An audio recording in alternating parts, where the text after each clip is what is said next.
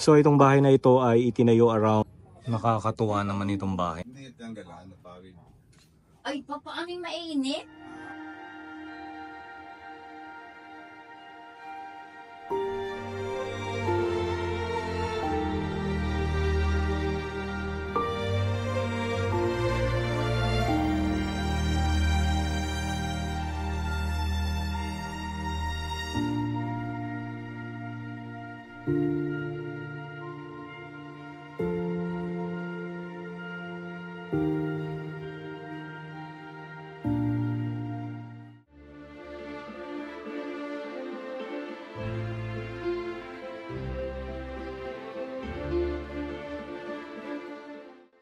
Gabi na po.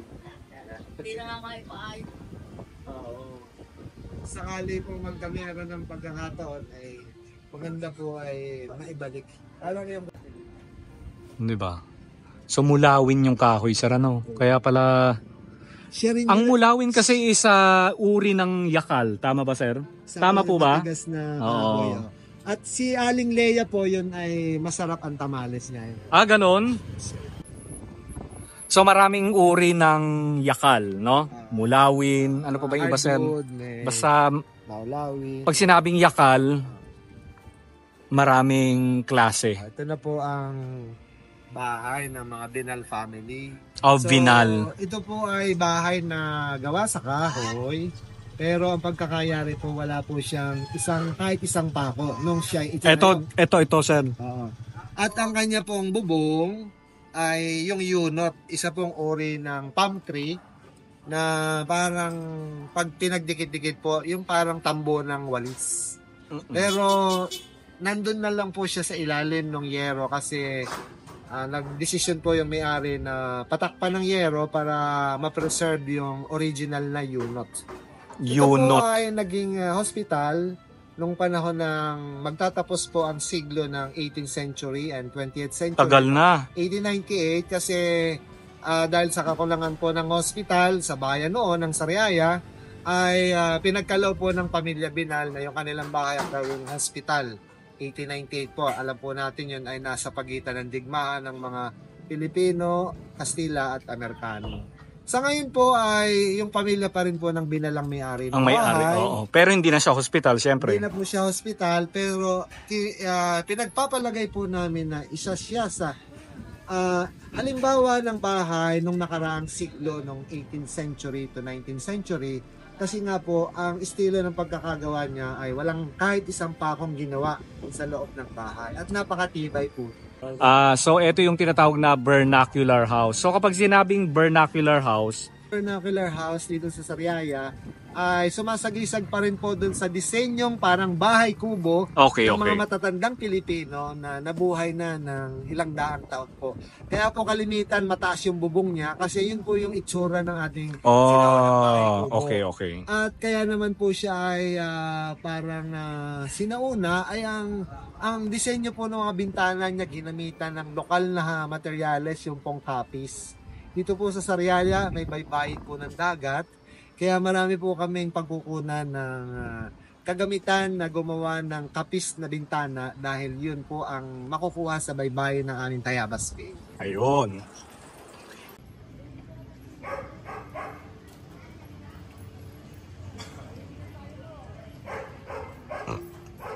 Ito po ang ating bisita ng Sariaya, si Tayo Sudero. Hello po. Pearl, short. Ako, ay ito, ay nasa 250 years na. Noon. Ay ako ay 78 years old na. Ay, plus sa 250 plus 78. Abay, ay hindi, siguro yung mga matagdagan ng mga ano, 70 minus 20, ay 300 nga, ano. Kasi nung kwento, ay bata ka pa. ay bakit? Ay 250 na daw dalaga. Ay kung siya ay mga Ay ako 20, pagkakalaki, 20. Hindi ilan ng henerasyon ang nakatira? Abay ilan na? Since 1800. So yun ang set na sabihin ay since 1800. 1800. Yes. Mga Kastila. Kaya nakita ang pintura niyan ay di nung una wala pang pintura. Ay di ang nakapintura ay bagang kalburo. Oo, di ba ganyan pag ano maputi? Oo, ayan. Kaya ang loob niyan ay maputi ang ang pintura. At paano ginawa ng sasabi nila, pag may nakikinig na. At kakongtita naman ng tao, no? Ay, Kaya kahit ilan lang ang At pasimple. ang bubong naman ng aming bahay ay yung bagang, ang tawag naman nila ay unot, kind of grass, na once na it Mabasa. becomes wet, nakukumpak ito. Once na makumpak ito, kahit bumagyo, hindi napilipad ng hangin. Dahil tinutubuan ng halama ng damo na itim. Naitim. Habang natagal na itim, tinutubuan ng damo. Parang siyang Cabo Negro. Ayan, so ipapakita sa atin yung loob ng bahay. So one of the oldest house. Okay, silipin natin ang 1800s house.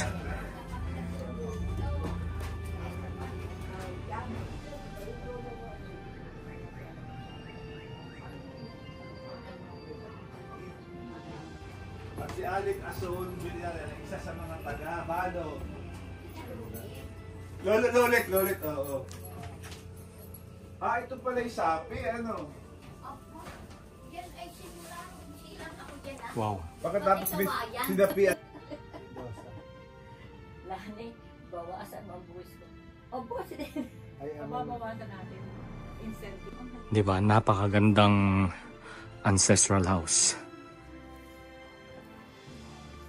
'Di ba? bakit hindi nyo ba't hindi tanggalan ng pawin mo? Ay, paano yung mainit? At kaya ipinatong ko na So yung may-ari mga kaisubero, 5th generation na sila. Hindi kisame.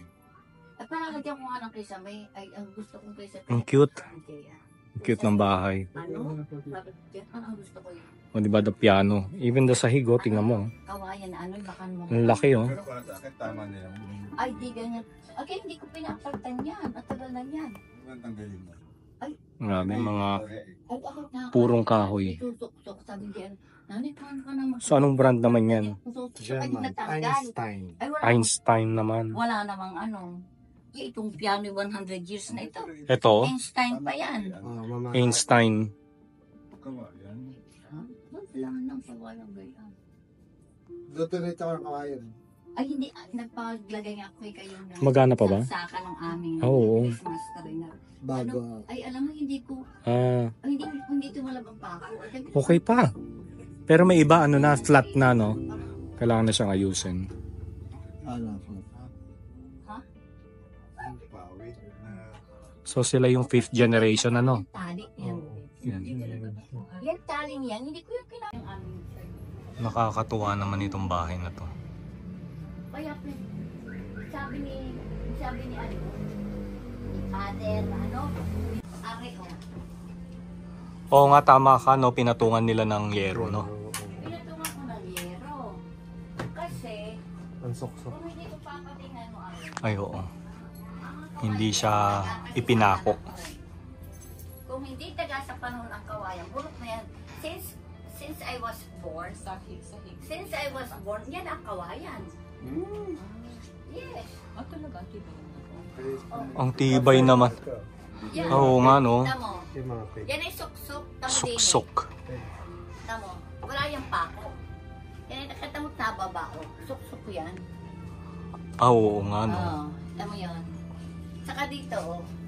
Suksok yan. Wala yung pako. Ito. Wala pumunta sa ibang Suksok yan. Yung wala naramdaman yung ano. Ha? Yung vibration. So parang yung bahay na pinuntahan natin sa Santa Rita, Pampanga, ano? Yung Gosyoko House. Kita Diba? mo yung ano, yung kawayang yan. Since I was born, Nandiyan na yan. na pinapalitan ng mga tatay ng pawid at kita mo yung tali niyan. Tali yan ang nagagawa si mamang uwil pa yung maliit.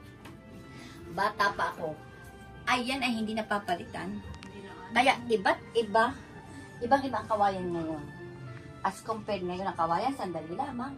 Ay, yan Ang tibay naman ng kawayan na yan. Yes, talagang taga Wow. sa panahon. Kaya, Oh.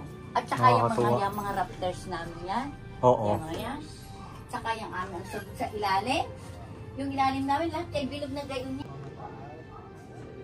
Okay.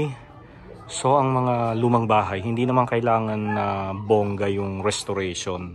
Basta kailangan kung ano yung disenyo ng bahay ay susundin mo lang. Pero hindi naman kailangang masyadong mahal, 'di ba? Basta ma-maintain mo lang yung iyong pamana. Ayan.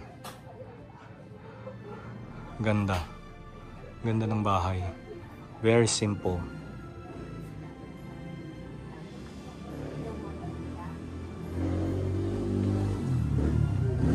Sa tapat ng bahay na halos kinikilala po ng buong bayan ng Sariaya na pinakamatanda. Dahil ayon po sa mga pamilya Benal, ito po ay bahay na nung panahon ng 1898. At may mga larawan po tayo nung mga 1920s na ito pa rin po ang inyo ng bahay niya. Wala lang itong pintura at saka lampara na may kuryente. Pero ito pa rin po ang kakaibang bahay na walang pako at ang bubong po niya yung tinatawag na isang uri ng palm tree na unit na pag pinagdikit-dikit po siya hindi talaga papasok yung tubig ulan kasi nagdidikit-dikit po siya, parang naglalak. Pero dahil po sa makabagong panahon at siguro ay para maiwasan na rin po ang sakuna, pagdesisyon po ang Binal family na takloban ng yero para hindi na siya palagay sa alanganin ng sakuna kung sakaling umulan, bumagyo, o magkameron ng tag-init dahil ito po ay magiging isang sakuna nga. Alam naman po natin pag mainit ay madali pong magkameron ng sakuna. So sa ngayon po siya ay tinatawag na bahay residential na isang vernacular house. Nandito pa rin po ang mga may-ari. At sa katabi ko ay nandun po ang isang tindahan na ginagawa nilang pasalubong center. At sila po ay gumagawa ng isang culinary heritage na minatamis. Ito po yung pastillas paborito na ko yan. Ube, Oo. na ang palamuti po ng balat ng ube o yung covering niya ay parang mga buntot na ginupit ng makukulay na papel de hapon. Sila na lang po ang gumagawa ng isang tradisyon na halos nawawala na po sa bayan ng Sariaya. Anong tawag, sir? Ito po yung pastillas de ube. Pastillas de ube. Ube o gawa sa kamote na yung covering po niya ay papel de hapon at may disenyo pong parang ginupit-gupit. Katulad po ito ng mga pastillas na ginagawa sa Bulacan. Oo, okay. Yan. So ito yung sinira ng bagyo. Nung nakaraang bagyo po ba, sir? Matagal ng bagyo.